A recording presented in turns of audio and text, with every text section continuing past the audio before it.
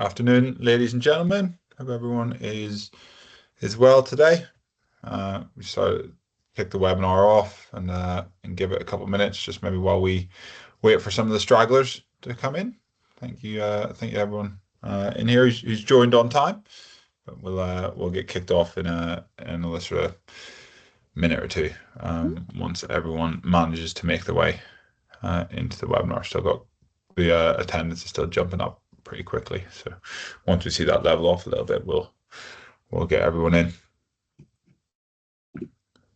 Just a reminder, guys, like as we're going to go through the session today, there is a Q&A feature on the platform, so if you want to ask any questions throughout, feel free to drop them in there, and one of us will sort of be moderating it at all times. If Freddie's talking, I'll be moderating it, and vice versa, and we'll either jump in if it's appropriate at that given point in time, or we'll have a little break at the end of sort of each section to address any questions. And then we'll also should have another sort of 5 to 10 minutes at the back end of the webinar for some Q&A. So try to allot the timings that way.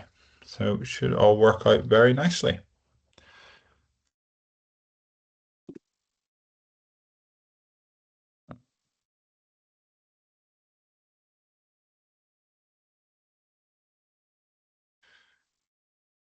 People can't hear us. So it looks like it might be a user error on that one. I'm always concerned. At least people can hear me is a good thing. It's whether or not they can understand me, and my Northern Irish accent is usually the bigger issue. If we can just get a thumbs up that everyone can understand me, that's probably a slightly more key point for myself. Oh, a bunch of thumbs up. There we go. And a laughing face. That's what I like to see. I was about to ask how many thumbs down can we get, but I don't think that's an emoji we can react with. Oh, see, I even got some fellow Northern Irish in the chat. Love to see that. Oh, well, I think we're starting to see this maybe plateau off a little bit. Do we want to get kicked off now then, Freddie? Something good? Yeah, sure thing. Perfect. Well, look, ladies and gentlemen, thank you very much for joining us all today. As Freddie sort of said, the title here is How to Productize Copilot Adoption, Shadow AI Monitoring. If you want to jump to the next slide, Freddie, there's three of us on here today. You've got Freddie and Tom, who will introduce themselves, and myself. And so we're going to run through a bit of a webinar. Freddie's going to take us through a little bit of what we've sort of brought out around the sort of Copilot management and the Shadow AI piece, why we've done that, and sort of what we're seeing in the market and why that's important. I'm going to then jump in and look at sort of two ways in which we're sort of seeing MSPs productize this. One is a very simple, straightforward, any MSP should be able to start pick this up and sort of take this to market tomorrow if you want to. And we've actually built a bunch of resources to help you do that as well, which is really cool. And then a little bit of that sort of wider potential AI roadmap that you might want to be looking at with your customers. And then we've got Tom on the call as well, who's out there actively doing this as an MSP, and we're going to have sort of a 20-minute fireside chat with Tom at the end and sort of get a little bit of insight from someone who's out there productizing these AI services as we go. As sort of mentioned, my name is Jack Cook. I'm a Senior Director of Global Partner Programs here at Inforcer, working on a couple of different things, but a lot of my background having been in sort of the MSP vendor space for nearly a decade now, and so spent the last 3 years working very closely with MSPs across the world on their go-to-market strategy and helping them bring products and offerings to market. So part of the reason I've jumped on today, I'm going to be running through what I'm going to run through. Freddie, I'll hand over to you to introduce yourself. Yeah, hey everyone, thanks Jack. Yeah, I'm on the product team here at Inforcer. Just like Jack, I've been in the industry for just over 10 years. Always excited to work on different MSP industry challenges, and AI is such an exciting topic. So yeah, looking forward to engage with you on these topics today. Tom?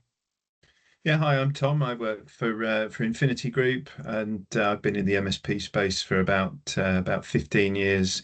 The vast majority of that with Infinity Group, and we've been very early adopters of Inforcer, so we're quite a long way down the road with this journey. Perfect. All right. Well, guys, thanks to everyone joining us on this side of the webinar, and thanks for everyone else joining us. And we'll hand over to Freddie now to take us through a little bit of the Copilot and kind of what's new and why we've done it. Cool. Thanks, Jack, and thanks, Tom. Yeah, so let's get started. So I've got a few slides to go through. I think the key thing for me is let's just take a step back and kind of think around, where we are in the world of AI. Stuff is moving so fast. But also I want to get through it because I want to leave as much time as possible for the most important bit, which is talking to you, Tom, a little bit later on in the fireside chat. So first, let's reflect a little bit around, where we're at in terms of the MSP landscape. I've been in this space for just over 10 years now, and whilst a lot of stuff is changing right now and it's changing very quickly, if we look back, the only constant has been change in this industry. Back in the mid-thousands, the move from break fix to managed services, just around time of COVID, that kind of split between being an MSP, providing IT support, and providing like security services as a pure play, that kind of split began to break down. Now, in essence, everyone does some kind of work of an MSSP, arguably.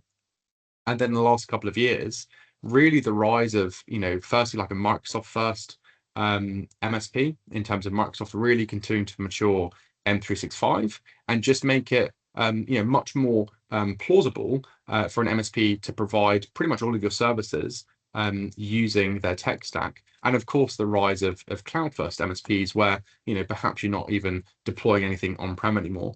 And then the last couple of years, which of course is where what I would say the really exciting stuff starts happening around the rise of AI. And I think it's fair to say everyone's still figuring it out. And, when we look at the past year, I think a lot of MSPs have been figuring out, well, how do we get to grips with this? So topics like Copilot readiness have really come to the fore.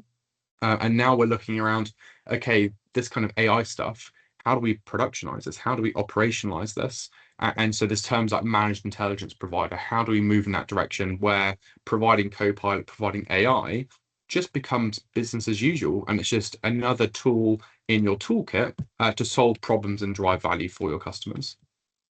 So there's a few things that I'll go through as well. Set against this are, of course, some broader industry trends, and there's three ones I always like to call out. The first one is most important because it relates to security, and that is just how much security has changed in the last few years. Gone is the whole concept of like traditional perimeter security. Now it's all about defense in depth, with identity being really central to that, because of the rise of remote working, work from home, and M365 realistically owns that space with Entra. The second point is around compliance. Compliance used to be a little bit more of a tick box exercise in some instances. Obviously, it depends on different regulations, what industry, etc. But nowadays, there's obviously a lot more compliance and regulations than there used to be. But also, I think people are much more aware around what does good look like and what different like frameworks they should be aiming for in terms of an outcome. And MSPs have to meet that need.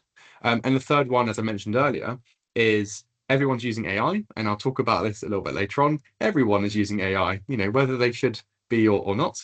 And we're all frankly trying to figure out what to do. And again, the whole kind of situation keeps shifting very quickly.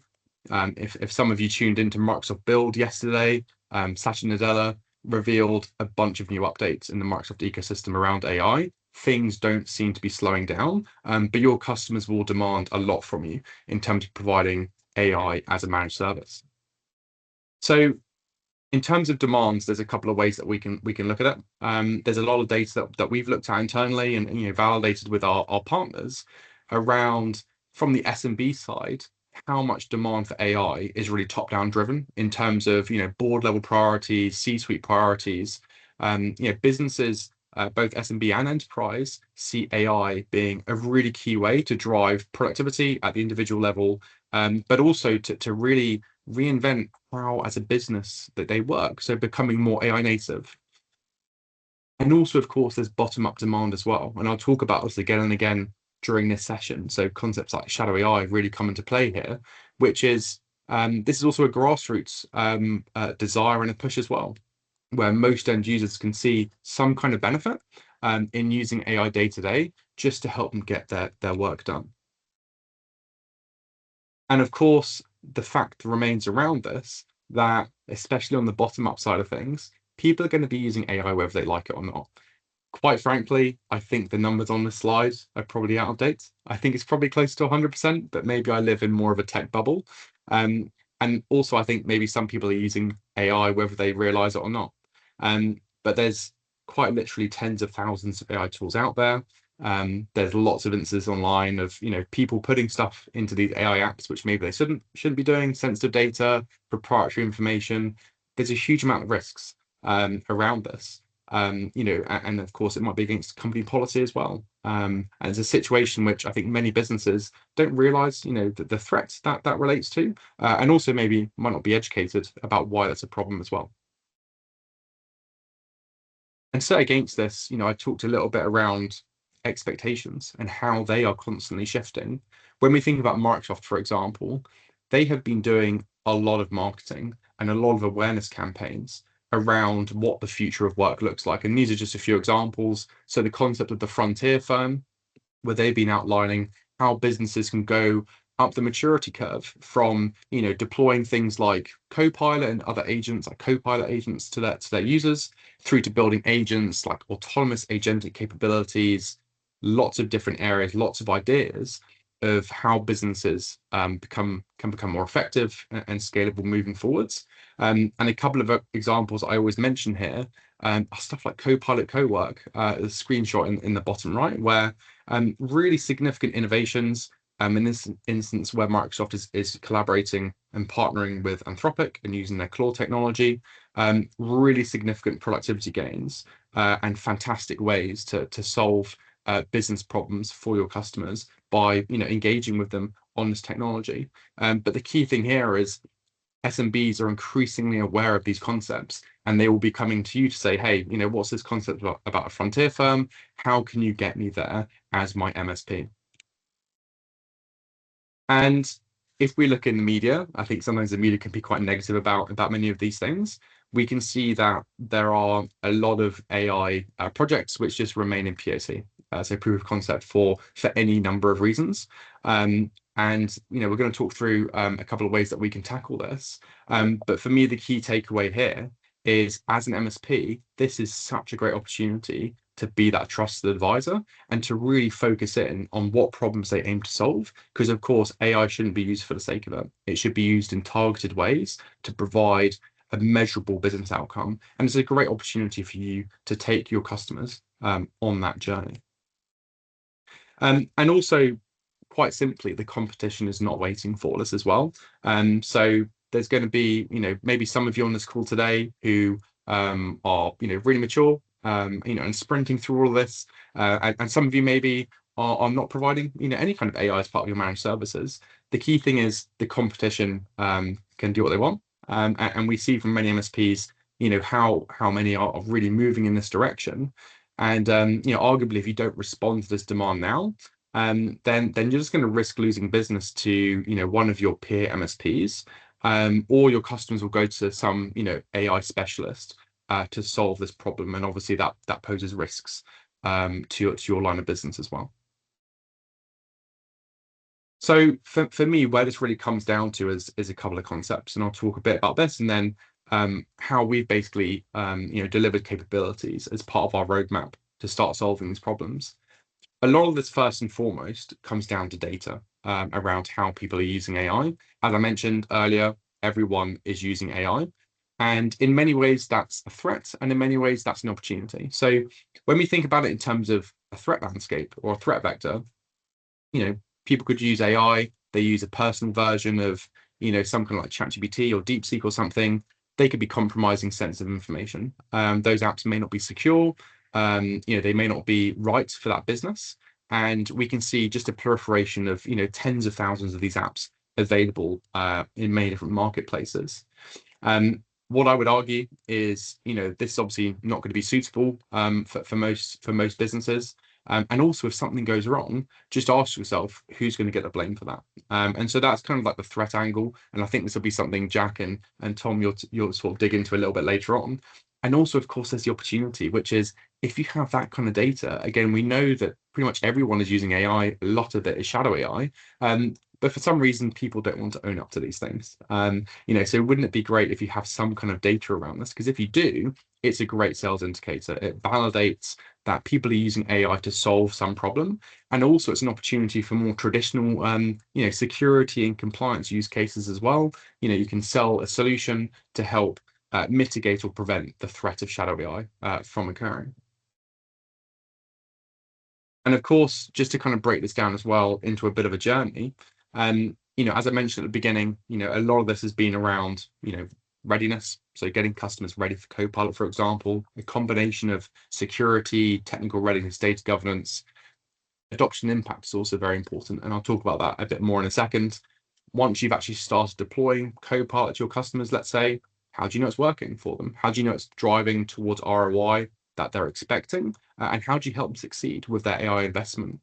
And then there's the more mature use cases, which we won't touch upon too much today, but this is around building custom agents, leveraging technology like Copilot Studio, Power Platform, Microsoft Foundry to effectively build custom software to solve specific use cases for one or more customers. So what I'll do is I'll go through just a couple of capabilities that we've delivered recently to really help partners on their AI journey and delivering these services to their customers. So the first one is Copilot Readiness, which is effectively an assessment you can provide for your customers, and it does a couple of things. It analyzes their M365 tenants and it highlights top potential users of Copilot, and we also analyze their usage, who they are within that business, to suggest use cases, top departments, top users who might benefit the most. And we also assess different parameters based on things like security, technical readiness, data governance. So we look at stuff like their SharePoint configuration to effectively provide you a starting point for a project plan or a sales proposal that you can offer to that customer to help them get started on their Copilot journey, and most importantly, picking you as the partner of choice to make that happen. A couple of other areas that we've delivered on recently, and I'll skip through this very fast because I'll just demo it, is shadow AI detection. So this is part of the Copilot Manager beta, which we launched recently. Shadow AI detection as well as Copilot adoption. So shadow AI detection is an integration with Defender's Cloud Discovery. So this is included as part of Microsoft Business Premium. And effectively, first and foremost, it's a dashboard. And so it provides visibility of shadow AI use in tenants. And we've also got reporting as well. So you can actually provide customer-facing reports around the use of shadow AI. And I'll show that in the demo in a second. And secondly, Copilot adoption.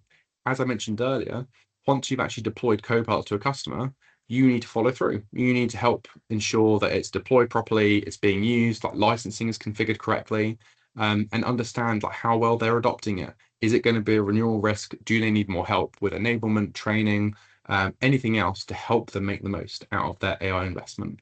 But now we get to my favorite part, which is a quick demo. So I'm just going to quickly bring up browser and take you through it. So perfect. So there's a few different elements to Copilot Manager. The first part is what I'm on now, which is the tenants list, which isn't very exciting. This is a multi-tenant view, but I've only got one tenant.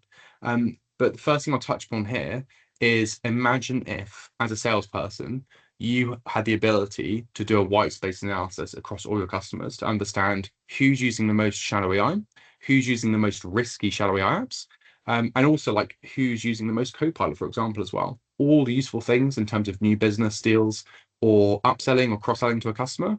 And with this view, you've now got that. So you can, literally sort this list and find out which customer is using, the most risky shadow AI, for example, and get in contact with them. It's a great talking point. But of course, we can drill in to see more specific information. So I'll start off with shadow AI, actually. So as I mentioned earlier, this is a dashboard. And so we can see things like who's using shadow AI, how many apps have been seen, number of sessions. We also snapshot this data so we can see trends over time. So again, really great for telling a story, which is always important in these kind of situations.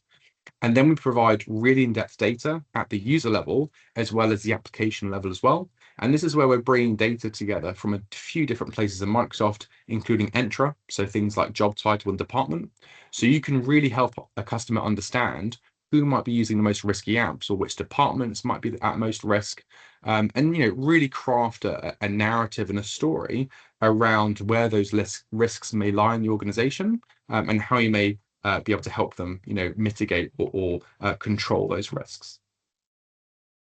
The second part of this is Copilot adoption. As I mentioned, this is around when you started deploying Copilot to your customers. This answers a number of questions, such as, you've bought them licenses. Are they correctly assigned? Is there any wasted spend there?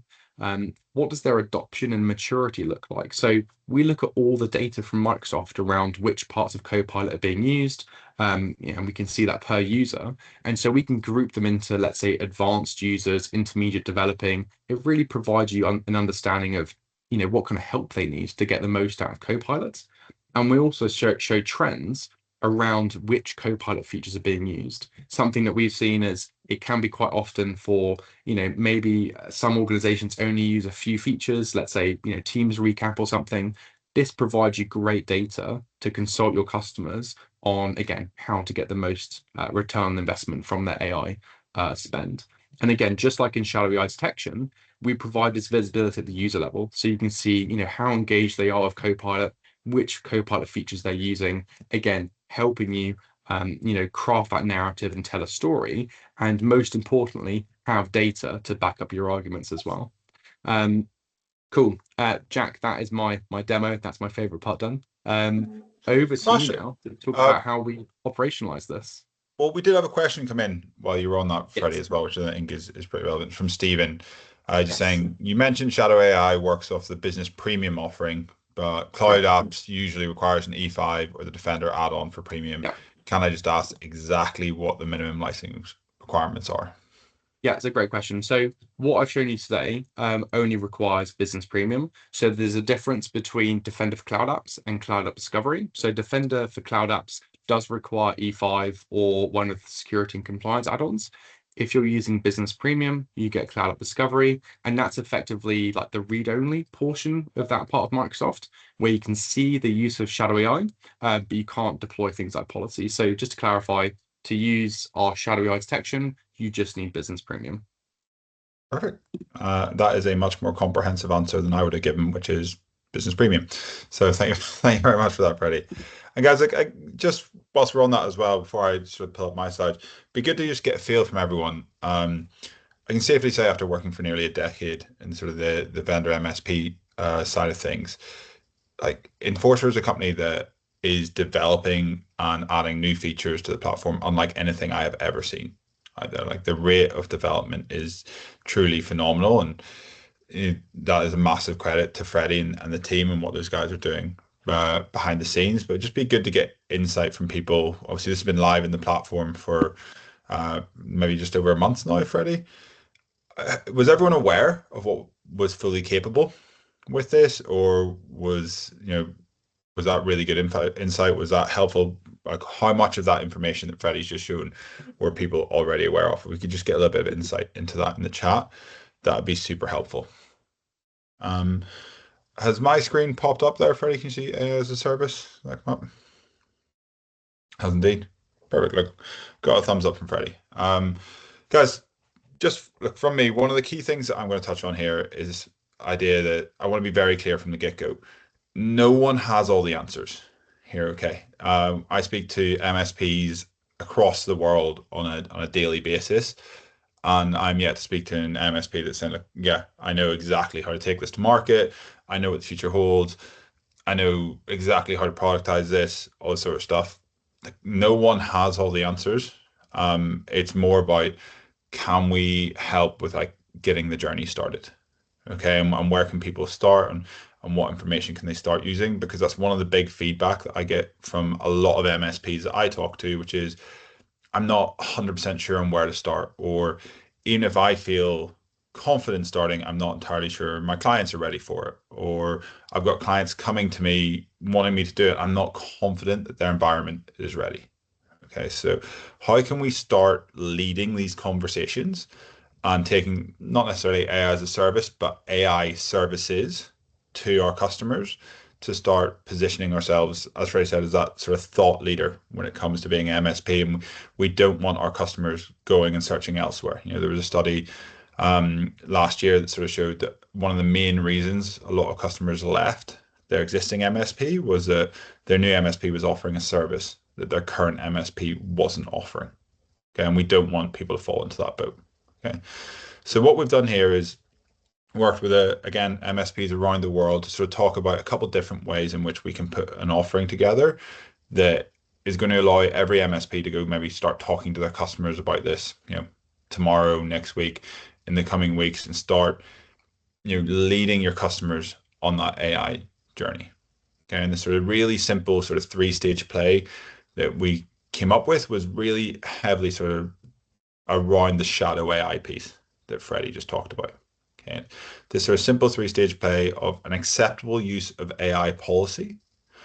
A policy is only great if you can monitor against it, which Freddie sort of mentioned and touched on already. So being able to actually monitor that with the shadow AI detection. And then phase number 3, if we want to go that far, is being able to remediate for it with Defender for Cloud Apps. Again, that would be, to Stephen's earlier question, the upgraded paid for version of Defender for Cloud Apps, which you don't have to go to a full E5 license. You can pay for it separately. Okay, so to break that down a little bit more, we've sort of spent the last 10, 15 years working really hard with our clients to help them understand why sort of cybersecurity is important. And I feel like just as the majority of businesses have wrapped their head around that, we're obviously now moving on to AI and compliance and then governance and everything that comes with that. And it's now this sort of next uphill battle again to try and explain that to our customers.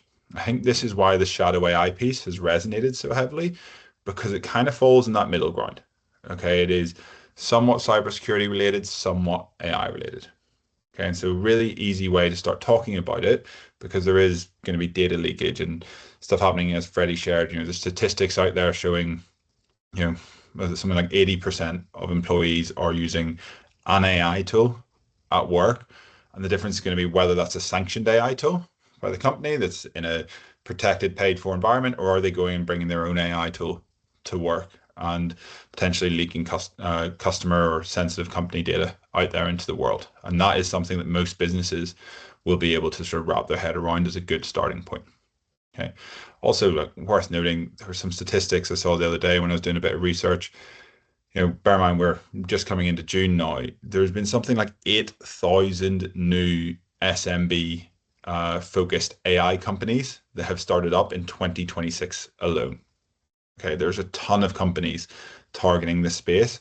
So being able to talk to your customers about this becomes really important. All right. So step number 1, really simple, acceptable use of AI policy. If your customer has one, fantastic. We can move straight on to step number 2. If not, you can work with them to create an acceptable use of AI policy.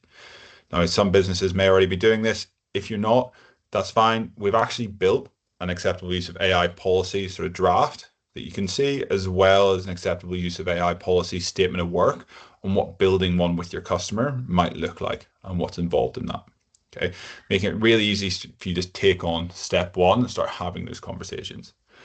Step 2, as we've sort of mentioned already, an acceptable use policy is only good if we're able to monitor against it. Otherwise, we're just having to take everyone in the business's word for it, that they're not doing what they shouldn't be doing, or they're not using any AI tools to make their life easier. As we all know, people tend to take the path of least resistance. So quite regularly, unfortunately, they will start using tools. All right. So being able to monitor against it starts giving us that visibility to be able to go back to the business and really intelligently inform them on not only who's maybe breaking the rules, but also being able to go, hey, look, it looks like most of your sales team are using this AI tool. Maybe that's something we actually want to look at and investigate and see, is that something we want to bring into your acceptable use policy? Because if that's making their lives easier and it's making them more proficient, maybe we should look at that in a slightly different way for your business. Again, it allows you to be more of that trusted partner, not just the IT company. Okay, and then phase 3, should you want to go that far, is being able to remediate it. Coming in and being able to say, okay, well, we've got a policy, we know what you should be using, we know what people are using, now let's block the tools that they shouldn't be using. And if you want to stay in the Windows environment, you can use things like the Defender for Cloud Apps license and upgrade to that. If not, there are other tools out there that can help with that. Okay, and the great thing about these sort of 3 phases of this is that you can charge for them in a multitude of different ways. Okay, so phase 1, for example, creating an acceptable use of work policy, acceptable use of AI policy, that can be a project work. Okay, and you can charge for that as a project fee. I've also been speaking to partners that are charging a monthly service to their customers around an acceptable use of AI policy, because they are reviewing it on a monthly or quarterly basis with their customers. So they're saying, hey, look, we're updating your risk register, we're keeping everything up to date. So actually, this is a service, and we're going to charge you X amount per business to keep doing it. Okay, so there's a great way to make project fee and MRR there. Phase number 2, the shadow AI monitoring. You can charge this per user or again per business. I don't know if Freddie sort of led on, but one of the amazing things about some of these new features that we've added, we're not charging you any additional for it. These are all wrapped into the product. We aren't charging you any extra money for this. So you can go start charging this to your customers straight away and charge either on a per user or per tenant basis and start making some really good money. Okay. Phase number 3, that really is locked into probably a per user focus, purely because if you're upgrading for the Defender for Cloud Apps license, it will be on a per user basis. So you probably want to charge your customers that plus a fee for managing it on top of that. Okay.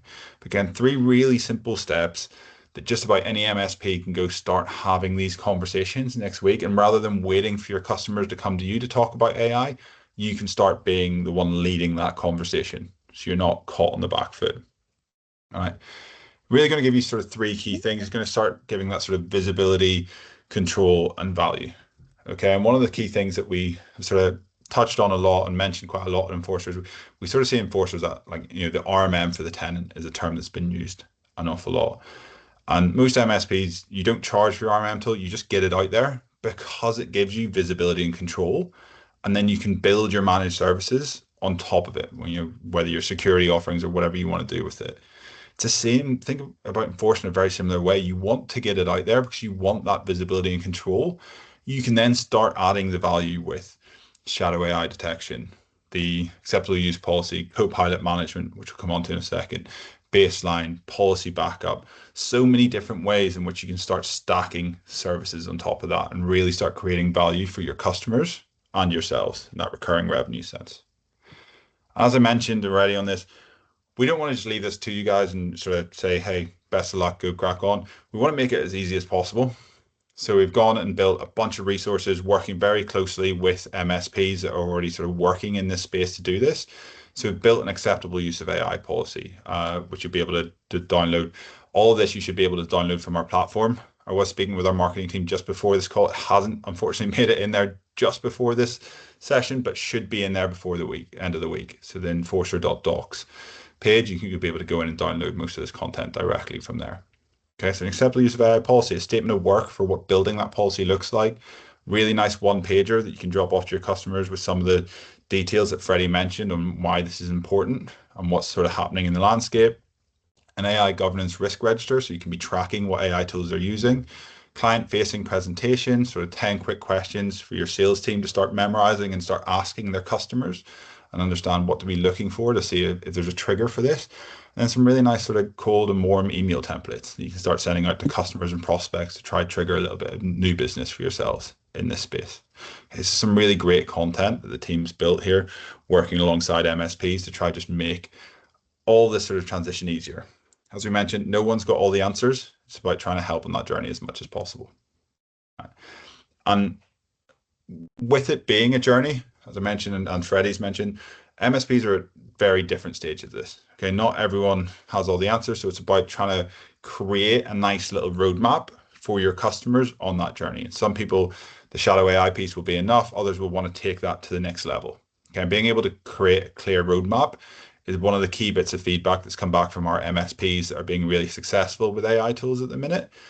Is the reason they're doing so. They're creating a very clear, you are here as a business, as a customer of mine, we want to get you up here. What's the steps along the way? And here's a really brief sort of overview of that. So you can start any conversation realistically with that Copilot readiness assessment. And whilst it is a Copilot readiness assessment, it's also can be used as a bit more of a general AI readiness assessment. And Freddie's already talked through some of the key benefits of that, so I'll not revisit this. But again, really easy way to start doing that. And we've got partners out there that are charging north of £2,000 per assessment at the minute. Bear in mind, this takes the platform close to 30 seconds to build for you.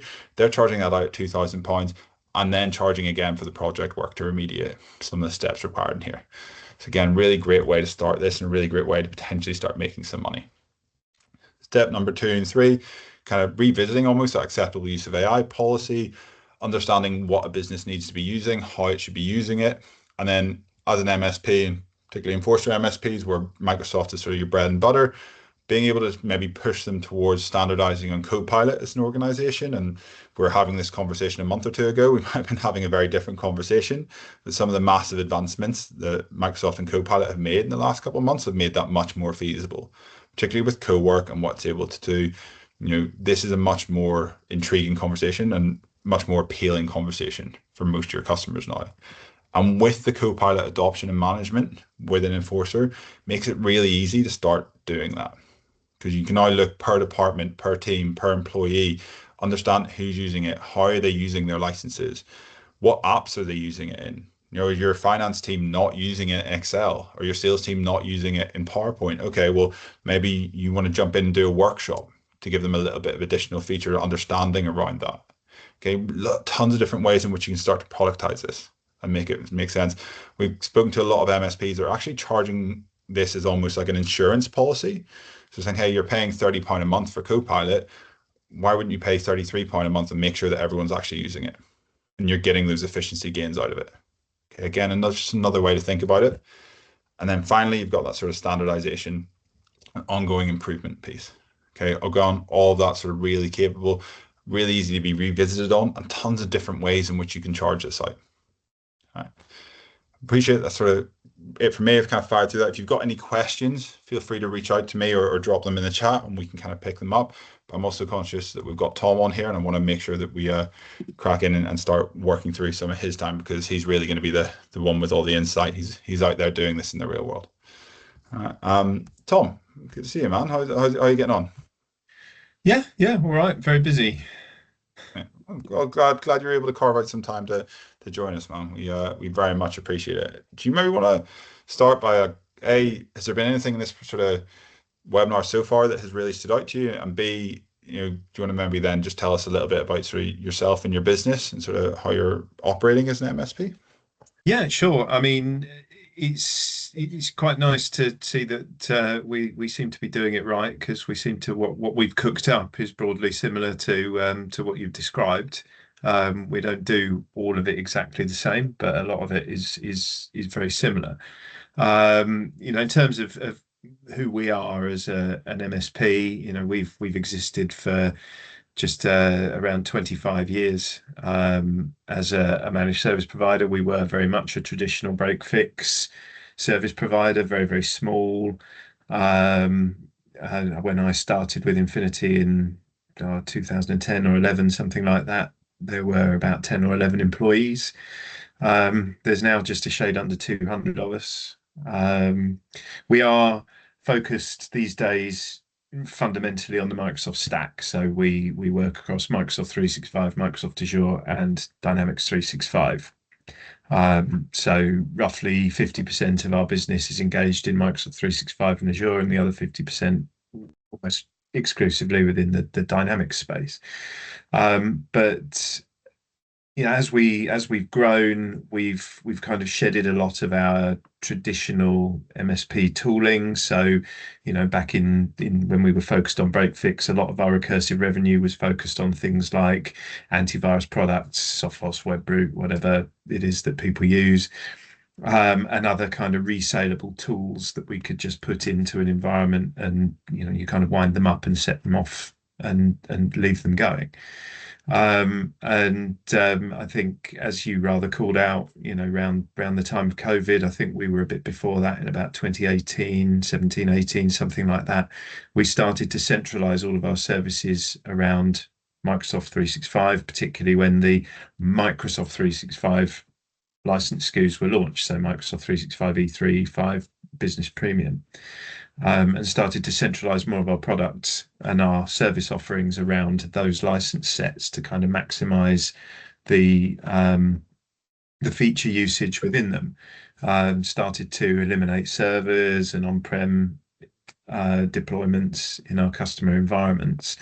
And there was a long string of time where we were just doing migration after migration after migration. And that kind of work has fallen away as more of the businesses we encounter are already homed in Microsoft 365. There's the odd Google migration or something like that, but we don't encounter those traditional kind of on-prem to cloud transitions anymore.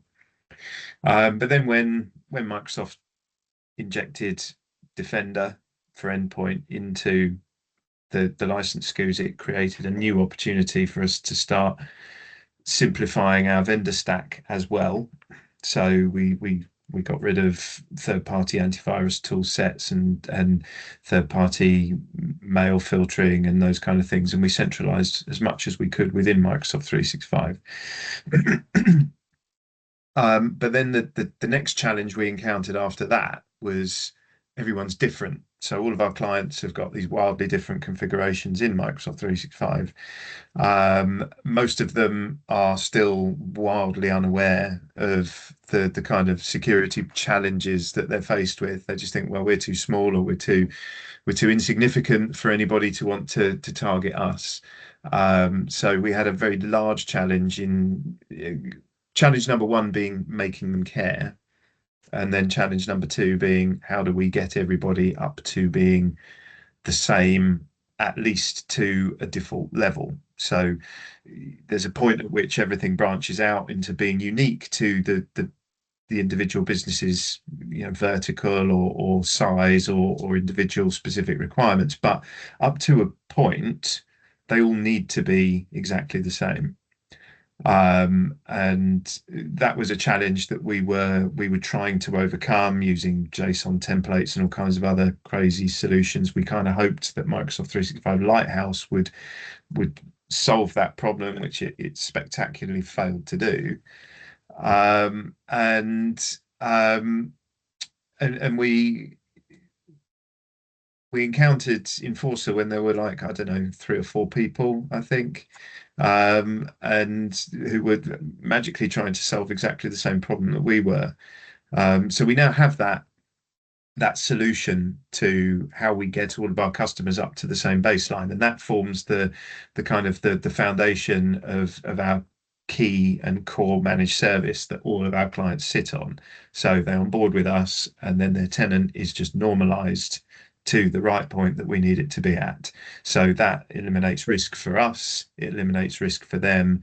We're not going to be firefighting account breaches and things like that across their estate. And our service team, they know how to support them, because they know which policies are supposed to be on, which ones are supposed to be configured in a specific way. They can monitor their compliance. And so it simplifies their job, because they're only they're chasing problems above the baseline as opposed to trying to find out what's wrong below it. And everybody uses the same antivirus. We've got centralized alerting for all of those concepts, because we've just got API embedded alerts within Defender, and it just makes everything so much easier for us. But then the kind of the next stage beyond that had always been to have the kind of the purview conversation with customers around information security, but there'd never been a trigger to, again, kind of get over that I don't care problem that we encounter a lot with the clients. Is you just want to charge me for some work that I don't think I need. And enter AI stage left, and it creates the talking point that you need to have those purview conversations, because suddenly you can visualize and explain the risks so much more clearly. And a great example of that, I think, would be a conversation I was having with some of our clients. And I'd gone to see them, we were sat in a room with them, and one of their directors walked in with one of those little social media advertised listening devices stuck to the back of his laptop. And he said, "Oh, it's great, because it listens into all of my meetings and takes all of my notes for me and summarizes them all for me. So it's brilliant." It's like, yeah, but where's it go? Do you know where that data is going and who's listening into all of your secret meetings? And this was a company that that had security clearance because they work with the MOD.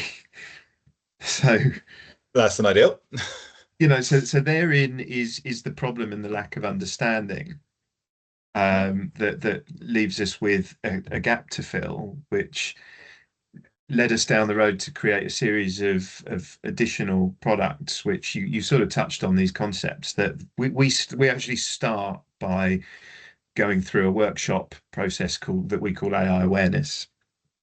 And that's just simply to discuss with the client what AI is, what they think AI is, what it actually is in their business world, and get them to start to understand what they should be doing, what they shouldn't be doing, where they need to kind of open their eyes to what their users probably are doing, and then how they can flip that around to turn it into something that's actually going to deliver productivity securely. So they can start thinking more constructively about business processes, the things that are actually repetitive, that irritate them, that maybe they can start building a list of kind of low-hanging fruit for things they want to try and check off in terms of what they want AI to tackle. And having done that, that then gets their minds thinking about where they want to go with it. We recommend to them getting things in their acceptable usage policy, having an AI policy in place so that they can start spreading the word out to their users about what's expected of them. And in some cases, we'll put some straightforward blocks in if they want to just simply shut the door on certain AI tools to drive everybody towards using Copilot. Then we move on to doing a readiness assessment, which is we utilize the functionality in Inforcer to give them a report. We go a bit deeper and we do an assessment of their permissions in SharePoint, and we look at where their data is distributed to see what the kind of the gravity of the project would be to actually enable Copilot across all of their data sets and get their data properly secured. And then following on from that, we have a standardized Purview Foundation deployment to get their Purview functionality up and running. And that's built around the business premium functionality so that they can step up from that if they want to inject additional licensing into the tenant. But at the very least, we get them to a point where they'll be ready to then start bringing Copilot licensing in a staged manner. We wouldn't just say to them, just blat it out over everybody, because that'll just cause even more chaos. So we suggest that they form like an advocacy group internally and they start doing some idea sharing, and we offer prompt-a-thon sessions and things like that. And that kind of helps them get running with a small group, and then that group can grow out as the maturity of the business around its AI understanding grows. And then outside of that, we offer services on a kind of a one-off process for looking at agentic building and Microsoft Fabric and those kind of things. But that sort of then falls over the waterfall into our Dynamics practice and our data and AI space. You made this super easy.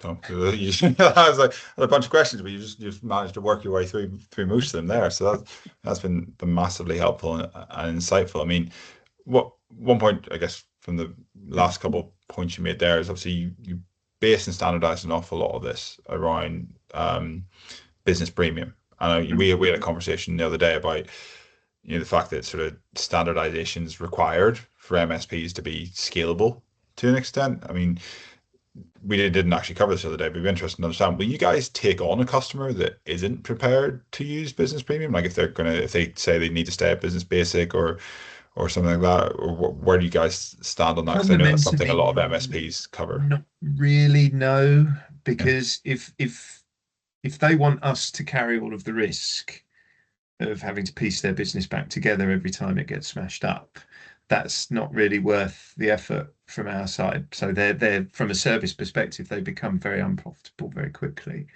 And they're not the kind of customer that we're looking for. We're looking for customers that want to grow and they want to evolve. Because if they just want to stick down to a price point and all they're concerned about is what it's going to cost them upfront in terms of licensing, and they're not interested in productivity gains and so on. I mean, I think that the industry says they probably won't continue to exist that far in the future because they will just be eaten up by the businesses that are adopting and and embracing the future.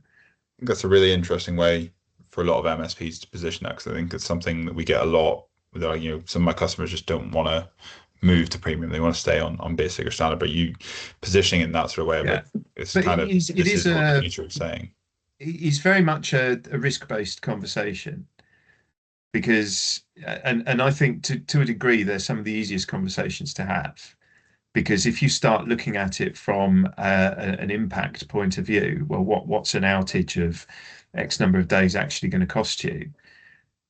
Then it almost kind of speaks for itself, because the jump from business standard to business premium is not that great. And I mean, I get if you're talking about a business of 200-300 users, then yes, it is. But I've yet to encounter a business of that size that still insists on remaining on business standard. And in fact, there are very few that we encounter that aren't already on business premium. They're just not taking advantage of the tooling within the licenses. They've got business premium licensing, but their current MSP is still giving them some third-party antivirus that's not integrated. They've got some third-party mail filtering tool that's not integrated. They've got a third, and all of those things mean that whilst they're paying for the business premium license, they're actually not getting any value from it. So from our perspective, we can say, well, you shed all of those costs and you invest all of that over here in growing your Copilot and Purview licensing, because it ends up almost being cost neutral. Yeah. With Tom, one of the points you made there was around like quantifying the impact, like what if this happens, and that kind of talk track, and that's obviously like before they make any kind of investment. One of the questions in the Q&A from Alex is around, I guess, kind of like the after. So especially in the realm of AI, how do you kind of have that conversation around proving ROI when you roll out Copilot to a customer? How do you kind of work through that? Because obviously it's quite difficult to kind of make something quantitative and not just, well, people feel more productive. How do you kind of approach that? Yeah, we tend to approach it at the moment through kind of helping the customers forming their own advocacy groups and tracking their own productivity, rather than trying to take on that workload ourselves. It's better for them. One of the things that I always find is that some businesses just want to shed the weight of IT onto a service provider, and they can't realistically do that in its entirety, because compliance is still, we help them with compliance, but we don't carry the can if something goes wrong. They do. If they have a GDPR breach or something like that, and if they're regulated by the FCA or some other regulatory body, they're the ones who are responsible for their compliance. So they need to care about it. And the same applies, they pay the salaries, so they want to know how productive their people are. So through the advocacy groups and through studying and monitoring and understanding AI within their business, they can understand what kind of time people are saving through the engagement with AI. So if they're saying, well, we've got a team of 5 people here, and each one of them is now saving somewhere in the region of 2 to 3 hours per week, just as a result of their early adoption with Copilot, then what happens if we start moving into the agentic space and really investing time in building things for them, and the amount of time that we can get back? So it's all about kind of opening their eyes rather than just trying to pave the road in front of them. Yeah, I think that's a really good point. And also a lot of it, from what I've seen, it goes back to, well, what problem are they looking to solve? Because, if you start using Copilot, like anyone can find a use case for it, but their problem might be, we need our salespeople to win more deals. And so you can focus in on, okay, let's figure out how to use Copilot, like promptathons, like you mentioned, to increase their win rates. That could be a KPI that you can measure against and talk through. A great example within our business is that Copilot now writes all of our proposals. Yeah, for example. So you take things like, and there's some additional stuff in here because we're on the Microsoft Frontier program, so we've got early access to some features that are not generally available within Copilot. But by recording your customer engagement calls and having firmly templated methodologies for how you produce schedules of work and proposals and so on, then Copilot's very capable of lifting information out of a recorded Teams call and transposing that into a templated document very, very easily. And it can go through and it can work out all of the pricing and everything else, because those are massive time savers, but you have to identify those issues first. And the easiest way to do that is to have conversations with people and say, what is it you hate doing the most?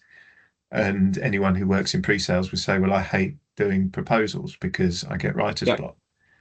I think it's a good example where it's a new solution to old problems. Every business wants to grow faster, lose fewer customers. And so it's the same old problems, and you just have to talk them through properly. And something as simple as that cuts like 5 minutes, cuts a 4-hour job down to 5 minutes, which is just, and it's getting people to really start thinking about it in that way, but in a friendly way, because you don't want them to start kind of eyeing up a team and thinking, how can I shrink that? Because it's not about that. It's about releasing those people to do more things. So you're upping the productivity by releasing their time so that they can do more within the same period of time, as opposed to just chopping people off the end of the line. I think great points. I'm aware that we're coming up on time. We've got a couple of questions here that I'd maybe like to throw out, and also I think we've got getting a lot of sort of questions or comments around the ROI piece. I think maybe that's a separate webinar that we look at doing, and sort of covering different ways in which you can look to track and sort of monitor that ROI and ways you can present that back to your customers. One bit that we've got a question here from Chris, which I think is quite a good one. He's saying sort of, with Copilot not having been great, let's say, in some of the early days, he's had a lot of customers that have sort of disengaged and sort of looked to move towards something like Claude. And even though there's the sort of subcontractor or sub-processor element of Anthropic and Copilot, they're kind of just saying, well, why don't we just work entirely out of Claude and use an MCP-based 365 integration? Have you got sort of any recommendations for organizations in that sort of area? I know, Freddie, you spoke to our own company very recently about this, sort of some of the benefits of using Copilot natively versus using Claude with some of the integrations that Copilot has into Microsoft versus Claude. Yeah, I mean, Tom, I'll let you go first. No, it's just an interesting conversation, isn't it? Because I think the one of the key benefits with Copilot is that, particularly when it's licensed, is that it is obviously homed inside your tenant, and it's got access to all of the resources and the data that exists within your tenant. So its knowledge can be business specific, whereas Claude's can't. You've got to feed it everything that you want it to understand. And when it comes to that scenario that I was just describing around the way that we deal with our own sales proposals, we would have to spend an awfully long time making a third-party AI do that, whereas Copilot can do it very easily, fairly straightforwardly, almost out of the box. And I mean, Claude is a very good tool, but I would say that it's something that you use in conjunction with, as opposed to instead of. I think that makes a lot of sense, and a lot of the time it comes down to what problem you're looking to solve. Like, there's going to be different use cases. Like Claude Code is fantastic if you've got customers that are engineers, for example. But again, like if they rely on data within M365, which they probably do, then Copilot has kind of got a killer feature there. Sorry, Jack. No, look, I think I'm just cautious of time, and I think you're absolutely spot on with that. I mean, there's some questions there that we haven't had a chance to answer, but guys, I promise you we will get answers out to everyone through either your sort of PSM team or something like that. But Tom, just before I let you go, if you were to sort of give one bit of advice to anybody on this call on sort of if they were to take one step in the next sort of coming weeks or months to start getting a little bit more involved in this journey, is there any sort of, I guess, nugget of advice or guidance that you could provide? Yeah, I guess point number one is that as the MSP, the trusted advisor, we have a duty of care to raise the risks of AI with our customers. And I think it's not a difficult conversation to have. And I would start gathering more information about clients. You can use the tools available within Inforcer to understand what their shadow AI usage looks like. And having those risk-based conversations is critical, because that is where the results come from. Okay. Well, Tom, thank you so much for your time. Freddie, phenomenal as always. Ladies and gentlemen that were able to join us this afternoon, thank you so much for taking some time, and hopefully that's been helpful and insightful. I know listening to Tom sort of talk about what they've been doing has been incredibly helpful. So yeah, thank you so much, guys, and pull the webinar to a close there. And thank you all for your time. Cool. See you, Tom. See you, Jack. Thanks, everybody. Cheers, Cheers. guys. Thanks.